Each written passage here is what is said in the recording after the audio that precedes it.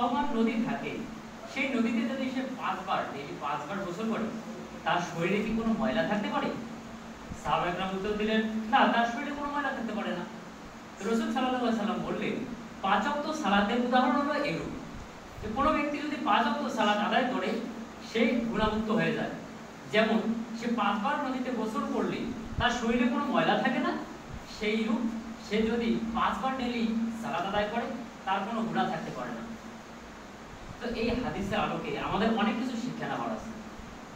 এখানে রাসূল সাল্লাল্লাহু আলাইহি ওয়াসাল্লাম যে নদীটির কথা বলেছেন, এই নদীটি হলো আমাদের সামনে দ্বীন ইসলাম এবং 5 বার যে গোসল করতে বলেছেন, যে গোসল করলে কারো শরীরে কোনো ময়লা থাকে না, সেই ময়লা যে থাকে না, ময়লাটি দূর হয়, সেটি ময়লাটি হলো আমাদের গুনাহ।